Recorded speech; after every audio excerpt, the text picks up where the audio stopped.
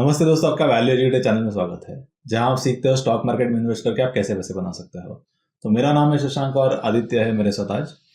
तो will be discussing about again एक small cap company के बारे में डिस्कस करेंगे। अलग सेक्टर की कंपनी है ये। मैंने पहले ये चैनल पे काफ़ी डिफरेंट सेक्टर्स को और अलग अलग स्टॉक्स को कवर किया है, जैसे कि मैंने बैंकिंग सेक्टर से रिलेटेड कुछ वीडियोस क्रिएट किए हैं, या इसके अलावा एग्रोकेमिकल्स, केमिकल्स, फार्मास्यूटिकल्स या एफएमसीजी रिलेटेड जो कंपनीज है इनके बारे में काफ़ी डिटेल वीडियो क्रिएट किए हैं। फार्मास्यूटिकल सेक्टर रिलेटेड मैंने एक 4 पार्ट का एक डिटेल सीरीज भी क्रिएट किया था, जो देख के आपको काफ़ी फार्मास्यूटिकल सेक्टर्स के अलग अलग जो टर्म्स है उसके बारे में काफ़ी डिटेल में अंडरस्टैंडिंग या इंसाइट्स मिल जाएगी। तो ये वीडियो में हम डिटेल में डिस्कस करेंगे आरएचआई मैग्नेसिटा का बिजनेस मॉडल क्या है। ये एक स्टील सेक्टर का प्रॉक्सी प्लेयर जैसे आप देख सकते हो इसको, जिसके बारे में हम काफ़ी डिटेल में डिस्कस करेंगे। ये कंपनी कैसे शुरू हुआ, उनके क्या क्या अलग अलग प्रोडक्ट्स है, इन्होंने काफ़ी इनऑर्गेनिक आप देखोगे तो एक्विजिशंस भी किए हैं, तो इसके बारे में भी देखेंगे। काफ़ी डिटेल में डिस्कस करेंगे अलग अलग पैरामीटर्स के बारे में, उनकी बैलेंस शीट एंड फाइनेंशियल्स भी डिस्कस करेंगे। तो जरूर ये जो वीडियो है आप कंप्लीट देखिए, एंड तक देखिए, और वीडियो पसंद आया होगा तो जरूर से लाइक भी कर लीजिए। तो let's start Aditya with the कि कंपनी का शुरुआत कैसे हुआ, उनके क्या क्या प्रोडक्ट्स है, over the period of time उन्होंने उनका प्रोडक्ट मिक्स कैसे चेंज किया है, कंपनी कितना एक्सपोर्ट करती है, एंड डोमेस्टिक बिजनेस उनका कैसा है। इसके related let's start with the basic understanding of the business model. Okay, so the company was earlier known as Orient Refractories Limited and it demerged from Orient Abrasives in 2010. So they are into the manufacturing of refractories which find critical applications in various industries and they supply their products to the Indian and foreign markets. तो ये refractory business में उनके दो segments है right now. They are into the sale of products and TRM services. So refractories as a product it is highly customisable. तो एक client specification के हिसाब से लाइक उसकी फर्नेस का क्या साइज होगा, उसमें क्या क्वालिटी का और जाएगा, एंड अदर क्लाइंट स्पेसिफिकेशन के हिसाब से these refractories have to be made, so they are highly customisable. तो ये टीआरएम सर्विसेज में अभी कंपनी क्या करने वाली है कि अलॉन्ग विद द इंस्टॉलेशन जो लोग सेल ऑफ प्रोडक्ट्स में करते थे वो लोग क्लाइंट की साइड से वो प्रोडक्ट रिकवर भी कर लेंगे once they are used up due to the wear and tear, and recycle कर उसको अपने मैन्युफैक्चरिंग प्रोसेस में रिसाइकल कर लेंगे. तो ये टीआरएम एज अ मॉडल कैसे काम करता है वो मैं आगे जाके डिटेल में कवर करूंगा. तो यहाँ पे आप TRM versus sale of products का एक स्प्लिट देख सकते हो. तो TRM as a division industry भी एक 6-7 साल पहले इस मॉडल पे शिफ्ट हुई है. तो आप देख सकते हो कि टीआरएम से मॉडल रेवेन्यूज बढ़े ओवर टाइम, क्योंकि TRM model helps the company to build a stronger relationship with their customers. एक एलिमेंट ऑफ स्टिकीनेस बिल्ड करने में हेल्प करता है, जिससे मार्जिन्स भी इंप्रूव होते हैं एंड स्टेबल रहते हैं over time. So domestic versus export का स्प्लिट आप यहाँ पे देख सकते हो. तो right now exports only 13% contribute कर रहे हैं and the company plans to double this contribution in the next 4 to 5 years. तो पहले एक इंडस्ट्री का आउटलाइन ले लेते हैं and then will go specific to RHI Magnesita. ये जो रिफ्रैक्टरी की ग्लोबल एंड इंडियन मार्केट है वो आप यहाँ पे देख सकते हो. तो ग्लोबल मार्केट अराउंड $22 बिलियन की है, एंड जो इंडियन मार्केट है वॉल्यूम के टर्म्स में इट इज़ 1.5 मिलियन टन्स. दोनों चार्ट से आप ये समझ सकते हो कि steel is the major user of the refractory products. Almost 60% globally जाता है, इंडिया स्पेसिफिक 70% यूज होता है. तो steel is the major consumer of this refractory based products. Globally कौन कौन प्लेयर्स ऑपरेट करते हैं, उनका क्या मार्केट शेयर है वो आप यहाँ पे देख सकते हो. तो RHI basically it is a Austrian based MNC company जिनके इंडिया में भी ऑपरेशन से it is listed as RHI Magnesita India. तो they have a 50% global market share. It's the leading player in this industry globally भी. And suppose उनका China business हटा देंगे तो 30% हो जाएगा ग्लोबल मार्केट शेयर. तो that's how big RHI as a player is. तो इंडिया में सिमिलरली अगेन आप यहाँ पे देख सकते हो कि RHI Magnesita again is the leading player in India. Second comes IFGL and Vesuvius. तो ये टॉप 3 प्लेयर्स है इंडिया में. तो रिफ्रैक्टरीज एज अ प्रोडक्ट क्या होते हैं वो समझ लेते हैं. तो they are ceramic based products which are use in the linings of blast furnaces. Glass के लिए जो फर्नेसेस यूज होती है, सीमेंट के जो किल्स होते हैं उसके लिए इनर लाइनिंग की तरह काम करती है. तो यहाँ पे there function is to provide thermal insulation, prevent corrosion of the main equipment and to enhance the production of their customer. तो यहाँ पे क्या होता है कि सपोज ये लाइनिंग रिफ्रैक्टरी की लाइनिंग नहीं रही, तो ये जो ब्लास्ट फर्नेस है इसमें the temperatures can go up to 2000 degree Celsius and eventually वो जो ब्लास्ट फर्नेस का मटेरियल है वो करोड हो सकता है एंड फाइनली वो blast furnace will be rendered useless. तो ब्लास्ट फर्नेस को रिप्लेस करने के बजाय ये रिफ्रैक्टरीज को रिप्लेस करना is a bit cost effective, इसलिए ये रिफ्रैक्टरीज यहाँ पे यूज होती है। राइट। तो रिफ्रैक्टरीज एज अ प्रोडक्ट उसके क्या टाइप्स होते हैं वो आप यहाँ पे देख सकते हो। तो there are bricks, precast product होते हैं, फंक्शनल प्रोडक्ट्स होते हैं। तो ये जो फंक्शनल प्रोडक्ट्स होते हैं आप जो लिस्ट देखोगे these are mostly flow control based products. तो इसमें मार्जिन्स हायर रहते हैं एंड कॉम्पिटिशन कम रहता है। तो RHI मैग्नेसिटा की आप बात करेंगे तो तभी आप समझोगे कि ये लोग ये फ्लो कंट्रोल प्रोडक्ट्स पे ज़्यादा फोकस कर रहे हैं due to the very same reason. तो just to give you idea of flow control related products, तो ब्लास्ट फर्नेस में जो स्टील रहता है वो एक मोल्टन मटेरियल है जो ब्लास्ट फर्नेस से निकलता है। राइट। तो ब्लास्ट फर्नेस से फिर वो एक टंडिश नाम के वेसल में जाता है। तो टंडिश नाम के वेसल में जाने के लिए उसका फ्लो रेगुलेट करने के लिए टंडिश नोजल करके रहता है। तो that is a refractory based product again. फिर टंडिश नोजल से वो फाइनल मोल्ड में जाने के लिए भी again there is a refractory based flow control product. तो this is how the flow control based products are used in the steel industry. एक सिमिलर तरीके से ग्लास एंड सीमेंट के लिए भी ये काम करेगा। तो जो फ्लो कंट्रोल बेस्ड प्रोडक्ट्स है with in glass furnace and post processing of the glass furnace भी यूज होते हैं। ये रिफ्रैक्टरीज एज अ प्रोडक्ट देख लेते कि कितना टाइम लगता है रिप्लेसमेंट करने के लिए एंड कस्टमर को कितना कॉस्ट पड़ता है। Correct. तो इंडस्ट्री वाइज आप यहाँ पे देख सकते हो कि स्टील इंडस्ट्री के लिए 20 मिनट्स टू 2 मंथ्स का टाइम है जैसा हमने बोला था and it is 3% of the total customer cost. फिर सीमेंट के लिए एनुअल रिप्लेसमेंट है 0.5% का कस्टमर कॉस्ट है एंड ग्लास के लिए अप टू 10 years का टाइम लगता है and it is 1% of the customer cost. तो कस्टमर के फाइनल कॉस्ट में this is hardly 1 to 2%, but it is a critical product and customer को भी इसकी फ्रीक्वेंट यूज लगती है। Right. So one point I would like to add here Aditya, तो see interestingly क्या है कि you have to find out those type of industries जहां पर कस्टमर का डिपेंडेंसी है सप्लायर पे।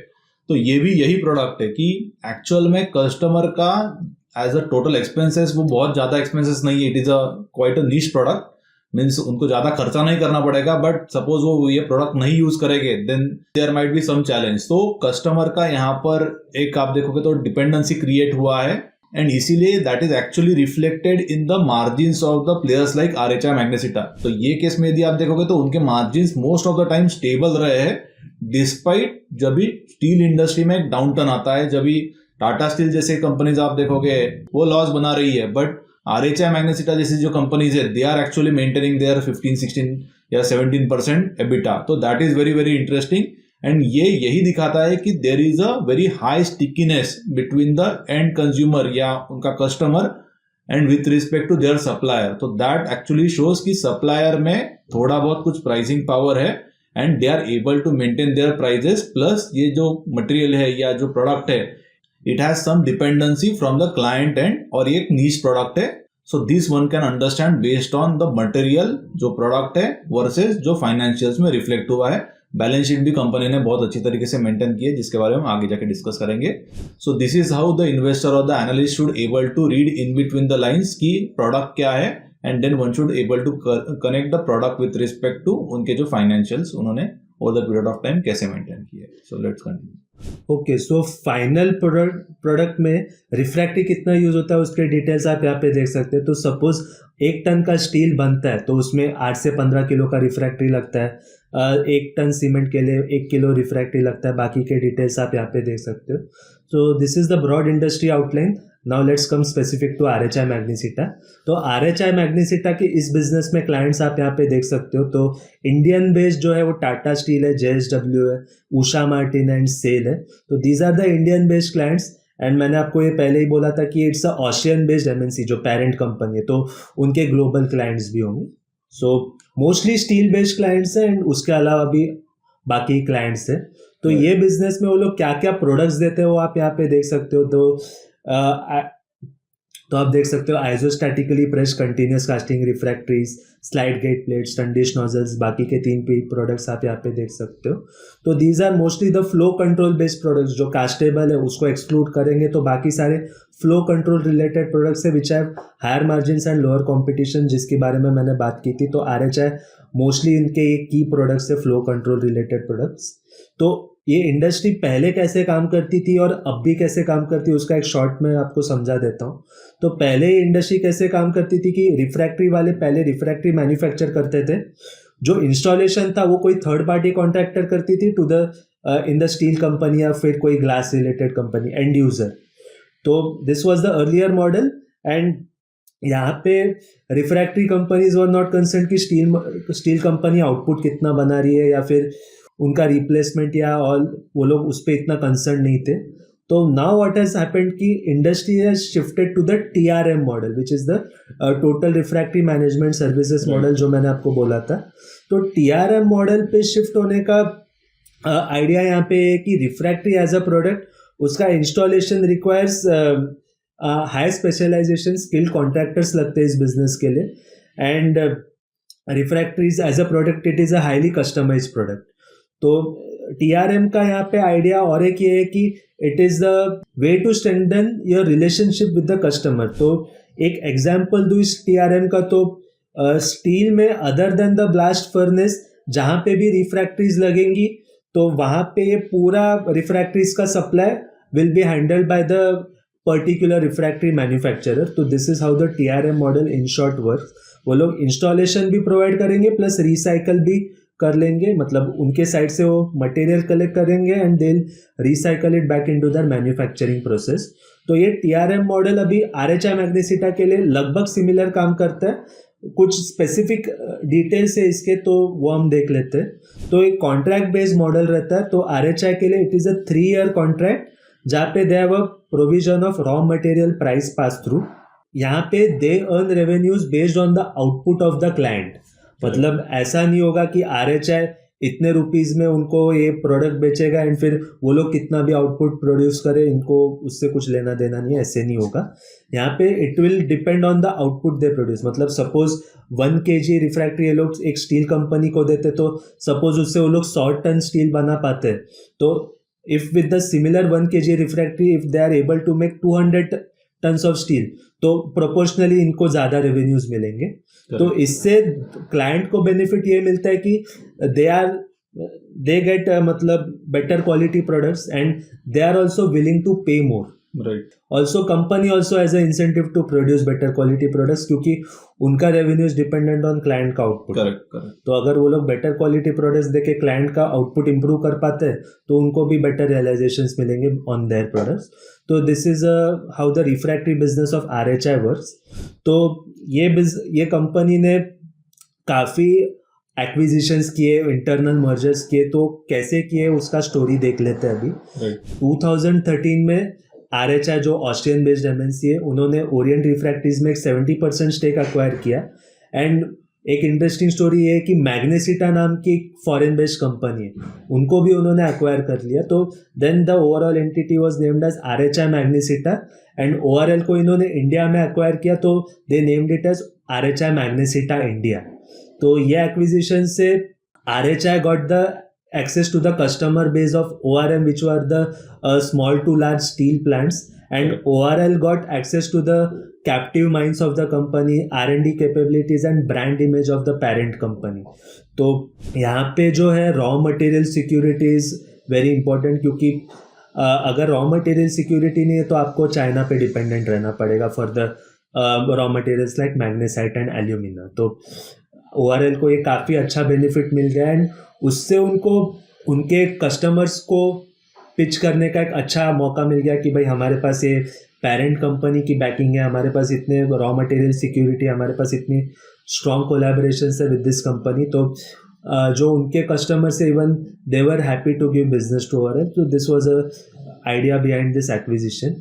फिर ORL के अलावा क्या था कि RHI के इंडिया में ऑपरेशंस थे already like RHI Clasil and RHI India they were operating in India and फिर उन्होंने ORL को भी एक्वायर किया. तो to consolidate all the businesses under one umbrella they plan to merge RHI Clasil and RHI India into ORL. तो एक combined entity बना दी उन्होंने इंडिया में, which now operates under RHI Magnesita India. तो ये 2018 में उन्होंने प्रोसीजर शुरू किया था एंड सारे रेगुलेटरी अप्रूवल्स, कोर्ट प्रोसीडिंग्स करके मई 2021 तक ये मर्जर पूरा फाइनलाइज कर दिया and now this entity is known as RHI Magnesita India. अभी उसके अलावा उन्होंने जो एक्विजिशंस किए उसकी बात कर लेते हैं. तो उन्होंने 2019 में मनीश्री नाम की एक कंपनी को अक्वायर किया जहाँ पे उन्होंने उनका प्रॉपर्टी, प्लांट एंड इक्विपमेंट जो एसेट्स थे वो अक्वायर किए for a consideration of 44 crore.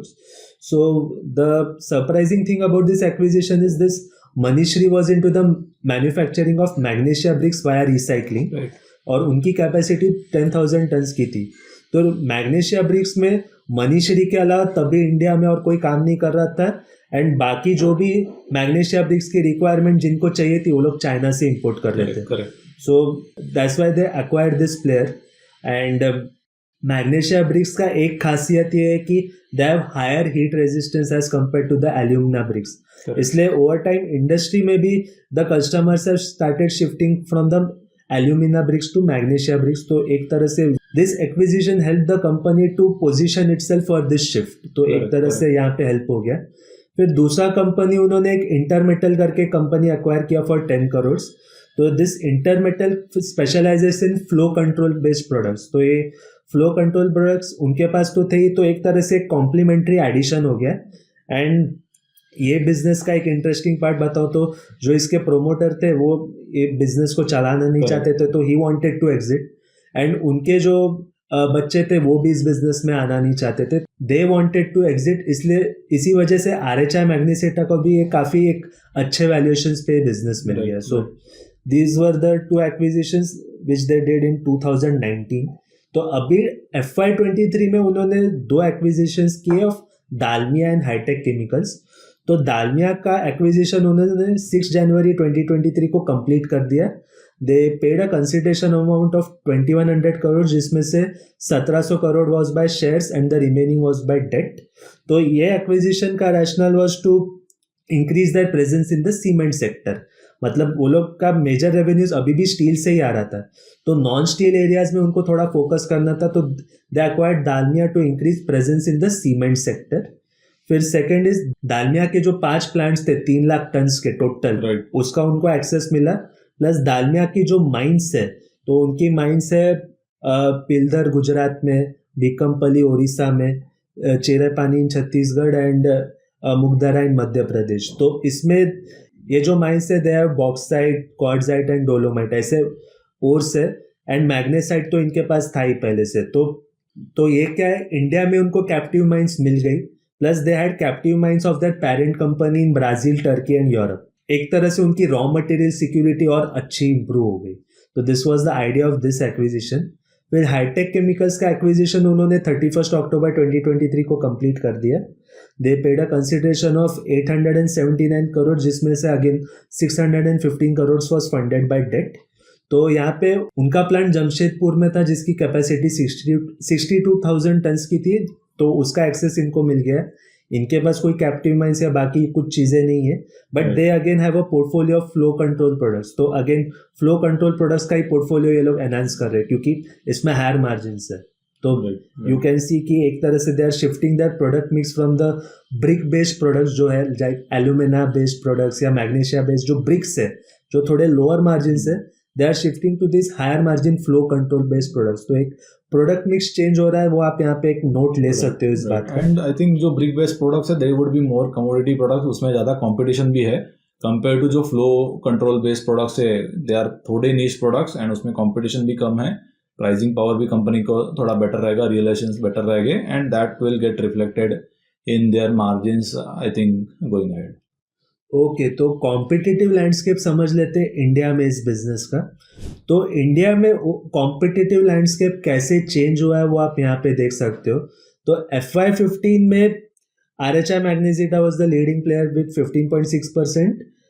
फिर सेकंड पे IFGL था एंड थर्ड पे वेसुवियस इंडिया था. तो what has happened is Vesuvius and Tata Krosaki की refractories they have lost market share and IFGL has gained over time and RHI Magnesita का more or less similar रहा है, बहुत ज़्यादा change नहीं हुआ है. तो Vesuvius and Kurosaki, to give you an idea, they are a foreign based player. Vesuvius is a UK based player and Kurosaki is a Japanese based player. तो Kurosaki ने Tata Refractories में 51% stake acquire किया and Vesuvius has their operations in India. तो ये जो foreign based players है वो लोग इंडिया में इसलिए आ रहे हैं क्योंकि they are seeing India as a low cost manufacturing hub and they want to capitalize on that opportunity. मतलब इंडिया से मैन्युफैक्चरिंग करके फिर वो लोग बाकी जगहों पे सप्लाई करना चाहते हैं. That's what they are eyeing right now. तो एक तरह से आरएचआई के लिए भी एक कॉम्पिटिटिव इंटेंसिटी बढ़ सकती है इस बिजनेस में. कॉम्पिटिटिव लैंडस्केप का मैंने आपको ब्रीफ आइडिया दे दिया. तो I will come specific to IFGL. यहाँ पे मैं IFGL के साथ इनको कंपेयर करूँगा. तो IFGL के साथ कंपैरिजन आप यहाँ पे देख सकते हो. तो in terms of raw material security RHI has the access to the captive mines of the parent company as well as जो दालमिया से एक्वायर किए. And they have also kept an option to import from China. 20 to 25% वो लोग China पे dependent है and इसको भी वो लोग अभी 10 से 11 पे रिड्यूस करना चाहते हैं in the next 3 to 4 years. IFGL on the other end उनके पास कोई कैप्टिव माइंस नहीं है, so they are completely dependent on China. Full line contracts में IFGL अभी है नहीं and RHI has entered India and mostly उनका प्लान यही रहेगा कि वो लोग बाकी कंट्रीज में जहाँ पे वो लोग ऑपरेट करते हैं इसको रेप्लिकेट करें. एंड प्रोडक्ट में भी RHI has a bit wider product portfolio as compare to IFGL refractories. अब मार्जिन के बेस में दोनों को कंपेयर करें तो मार्जिन आप देख सकते हो RHI के थोड़े हायर मार्जिन से एज कम्पेयर टू IFGL. तो this is due to the point कि RHI has the raw material security which IFGL does not have. But फिर भी दोनों के मार्जिन आप देखोगे तो एक रेंज में है एंड मोस्टली स्टेबल है. तो this is due to the nature of the product. इस बिजनेस में एंट्री बैरियर्स क्या है वो देख लेते हैं. तो first is a long gestation period. मतलब एक स्टील प्लेयर आपको एज अ सप्लायर अप्रूव करने के लिए 4 से 5 साल का टाइम लगता है. तो this is a long gestation period. Second is the element of customer stickiness. तो कस्टमर के लिए ये जो रिफ्रैक्टरी है it is hardly 1 to 2% of their cost. तो जो सप्लायर है if he delivers high quality products and on time, so even they don't have an incentive to switch to some other supplier. And third is the strong R&D capabilities. मतलब RHI जो parent company है, their strong R&D capabilities. They continuously keep on innovating the technology. They continuously keep on improving the rate of recycled raw materials in their products. तो जो नए player को match करने के लिए फ्रॉम द इनिशियल डेज आसान नहीं होगा. तो these are the entry barriers in this business. तो उन्होंने जो भी एक्विजिशंस करे उसके लिए उन्होंने डेट रेज किया. तो डेट को पे करने के लिए they raise QIP and a preferential allotment. तो उसकी बात कर लेते हैं. तो उन्होंने एक 900 करोड़ का QIP रेज किया जिसमें उन्होंने अराउंड 7% अपना स्टेक डाइल्यूट किया. मतलब 49% था तो 42% स्टेक हो गया उनका post raising of the QIP. तो QIP कहाँ गया है वो आप यहाँ पे देख सकते हो. तो 400 करोड़ RHI का जो डेट था प्लस 300 करोड़ जो DOCL मतलब दालमिया का जो डेट था जब उन्होंने एक्वायर किया तो उतना debt and working capital requirements. जो बचा हुआ है it went into the QIP expenses and other QIP related expenses. And फिर 200 करोड़ उन्होंने प्रेफरेंशियल अलॉटमेंट से रेज किया. तो प्रेफरेंशियल अलॉटमेंट में प्रोमोटर ग्रुप ने ही पार्टिसिपेट किया जहाँ पे RHI की एक डच बेस्ड एंटिटी है डच होल्डिंग्स BV करके, उन्होंने ये प्रेफरेंशियल अलॉटमेंट में पार्टिसिपेट किया. तो ये टोटल 1100 करोड़ में से they repaid most of their loan. तो FY23 में जो आप उनका डेट देखोगे तो FY22 के मुकाबले में जो मेजर स्पाइक हुआ था दे हैव मैनेज टू पे मोस्ट ऑफ देयर डेट. तो एक तरह से उनकी बैलेंस शीट जो थोड़ी लेवरेज हो गई थी तो डी लेवरेज कर दिए उन्होंने. उनका अभी जो केपेक्स प्लान चल रहा है उसकी बात कर लेते हैं. तो they have planned a capex of 400 to 450 crore जो FY26 तक ये प्लान चलेगा. उसमें 4 जगहों पे ये लोग केपेक्स कर रहे हैं. तो कटक में जो मैंने आपको बोला था मैग्नीशिया ब्रिक्स उन्होंने मनीश्री से एक्वायर किया. 18,000 टन का वहाँ पे कैपेसिटी है and they plan to take it to 35,000 tons. तो यहाँ पे मैंने जैसा आपको बोला कि मैग्नीशिया ब्रिक्स इंडिया में मोस्टली इंपोर्ट से ही मीट होती है डिमांड. तो वहाँ पे they are planning a import substitution for magnesia bricks. तो ये कटक में हो गया. वाइजैक में एग्जिस्टिंग वो लोग ये alumina brick based commodity products बना रहे थे, तो now they are planning to add value added products like slide gate plates, purge plugs. तो इसकी टोटल 65,000 टन की कैपेसिटी होगी एंड Q3 FY23 में ये कैपेसिटी ऑनलाइन आ गई है। भिवाड़ी में भी again similarly they plan to add value added products जिसकी कैपेसिटी होगी 25,000 टन्स की एंड ये कैपेसिटी अभी भी चल रही है, कभी ऑनलाइन आएगी इसका गाइडेंस मैनेजमेंट ने दिया नहीं है। फिर दालमिया और हाईटेक से जो एक्वायर किया, तो दालमिया के प्लांट्स का they are planning a modernisation and refurbishment and hi tech chemicals में they are planning to add 10 to 35,000 tons का एडिशनल कैपेसिटी। तो एक टोटल कैपेक्स प्लान के लिए 300 करोड़ लगेंगे, तो 400 में से 300 करोड़ इसमें जा रहा है, रिमेनिंग वो बाकी 3 चीज़ों में जाएगा। And over and above this जब ये पूरा केपेक्स कंप्लीट हो जाएगा, they plan to do a maintenance capex of 100 crore every year. तो this is their capex plan. तो फाइनेंशियल्स देख लेते हैं कंपनी के। तो आप देख सकते हो कि यहाँ पे steel industry has gone through a downturn between 2015 to 2019, तब भी उनके revenues has been on the rise and margins mostly stable रहे, बहुत ज़्यादा ड्रॉप नहीं हुए। तो यू कैन सी कि स्टील बिजनेस में सिंस रिफ्रैक्टरीज की लाइफ इतनी कम होती है, तो it is a highly recurring product for the steel business. तो स्टील बिजनेस में स्लो डाउन भी होगा, तब भी ऐसा होगा कि फर्नेस बंद नहीं होगा। स्टील बिजनेस जो स्टील वाले हैं वो अपना फर्नेस चलाएंगे, और अगर फर्नेस चलाएंगे तो ये रिफ्रैक्टरीज की डिमांड आ ही जाएगी।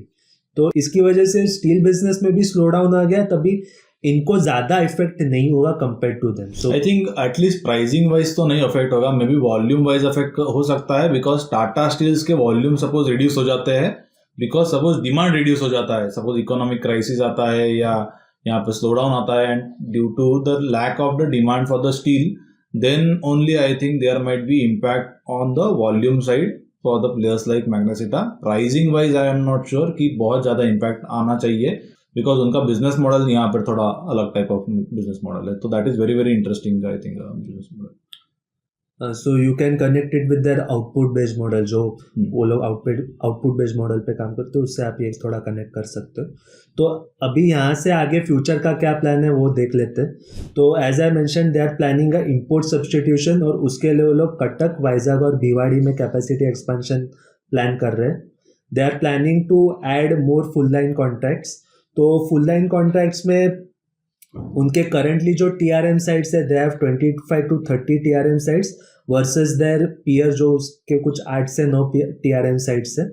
तो फुल लाइन कॉन्ट्रैक्ट्स में मैंने जैसा आपको बोला, सिर्फ ब्लास्ट फर्नेस में नहीं, पूरा स्टील बनने में जहाँ जहाँ भी रिफ्रैक्टरीज लगेंगे वो लोग वहाँ पे सप्लाई करेंगे, तो that is a full line contract.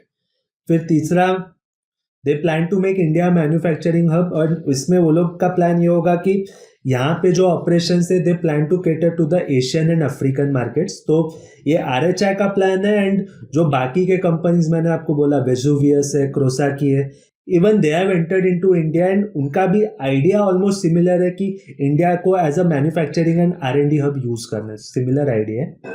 And fourth this the exploring more inorganic opportunities. तो कंपनी का यहाँ पे यही रहेगा कि जो छोटे प्लेयर्स है उनको एक्वायर करे which fit their strategy of customer network expansion and product portfolio expansion.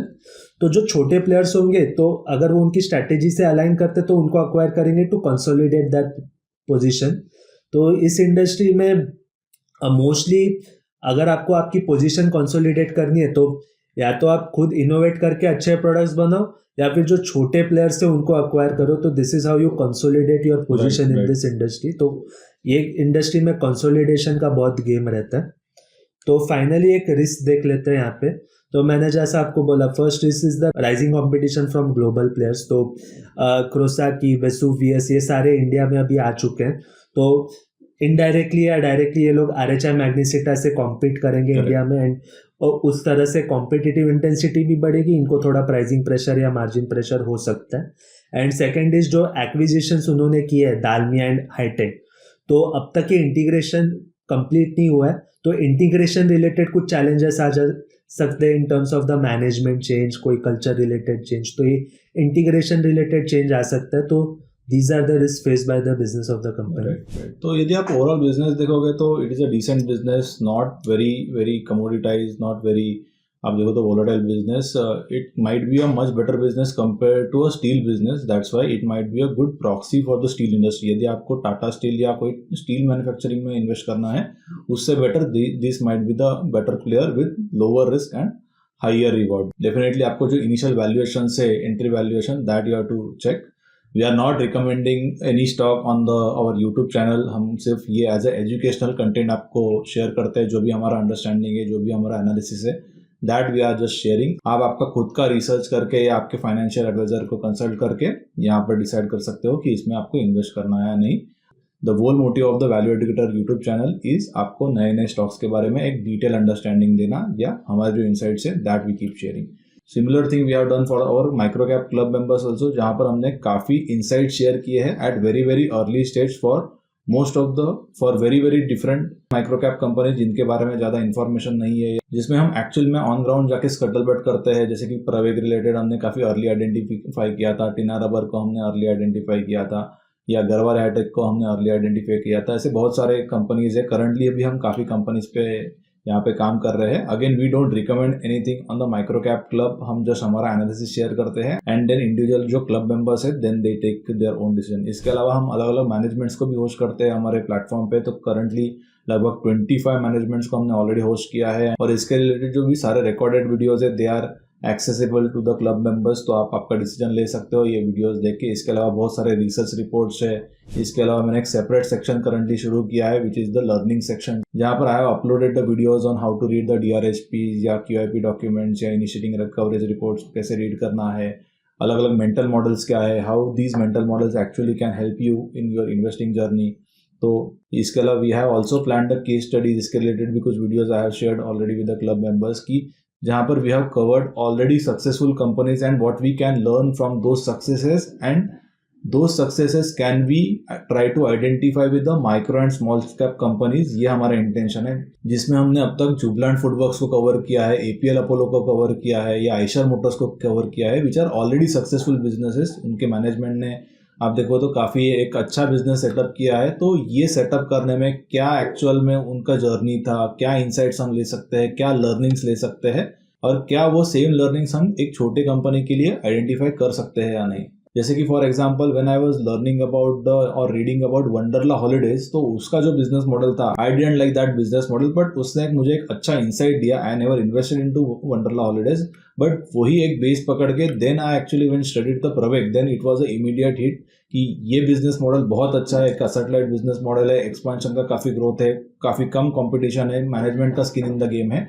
So it was an immediate decision. Just I read like 15-20 minutes and then I completely understood the business, and then I immediately took the position also, and then kept on increasing my position sizing as I kept on getting the more and more information about it. So आप जहाँ पर भी invest कर रहे हो आपको business model बहुत अच्छी तरीके से समझना चाहिए. इसके रिलेटेड हमने एक मेंटल मॉडल भी डिस्कस किया है, सर्कल ऑफ कॉम्पिटेंस, बहुत सारे एग्जांपल्स दिए हैं. सो ये जो सारा कंटेंट है आपको माइक्रो कैप क्लब में मिल जाएगा. Going forward we are planning some case studies by the club members also on small and micro cap companies. तो आपको बहुत सारा यहाँ पर रिसर्च रिलेटेड अलग अलग कंटेंट मिल जाएगा. तो यदि आपने माइक्रो कैप क्लब को यहाँ पर सब्सक्राइब नहीं किया है तो डेफिनेटली आप यहाँ पर सब्सक्राइब कर सकते हो. This is not a recommendation और advisory, it is just a platform जहाँ पर अलग अलग like minded investors can share their ideas and present on various different micro and small cap companies. And एक आपको एक रिसर्च का प्लेटफॉर्म मिल जाएगा जहाँ पर बहुत सारे मैनेजमेंट के इंटरव्यूज भी अवेलेबल है, and we keep on conducting various interviews for various different management जो एक माइक्रो या स्मॉल साइज की कंपनी है. तो इसकी जो डिटेल्स है आप मेरे वेबसाइट पे जाके चेक कर सकते हो. माइक्रो कैप क्लब की जो लिंक है वो आपको कमेंट सेक्शन में और यहाँ पे डिस्क्रिप्शन में मिल जाएगी. तो डेफिनेटली आप जाके जो डिटेल्स है वो चेक कर सकते हो. आपको यहाँ पर कुछ क्लैरिफिकेशन चाहिए रहेगा या कुछ क्वेश्चंस है तो डायरेक्टली आप मुझे कॉन्टैक्ट कर सकते हो. मेरा मोबाइल नंबर और जो ईमेल है I have shared on my website also. So ये जो वीडियो था RHI मैग्नेसिटा रिलेटेड वो आपको कैसे लगा जरूर आप मुझे नीचे कमेंट सेक्शन में लिख के बताइए. आपको और स्पेसिफिक कोई स्टॉक के रिलेटेड एक डिटेल वीडियो चाहिए होगा तो उसके बारे में भी आप जरूर नीचे कमेंट सेक्शन में लिख के बता सकते हो. और वीडियो पसंद आया होगा तो जरूर से लाइक भी कर दीजिए, मेरे चैनल को सब्सक्राइब कीजिए और बेल आइकन पे क्लिक कीजिए ताकि ऐसे जो वीडियोज़ है आपको आगे जाके भी मिलते रहे. मैं हर सैटरडे को 11 o'clock को वीडियो पोस्ट करता हूँ ऑन सम माइक्रो या स्मॉल साइज कंपनीज. तो ऐसे ही एक जो डिटेल वीडियो होगा वो नेक्स्ट सैटरडे को मैं 11 o'clock को पोस्ट करूंगा on one of the micro and small size companies. तो don't forget to watch that detail video.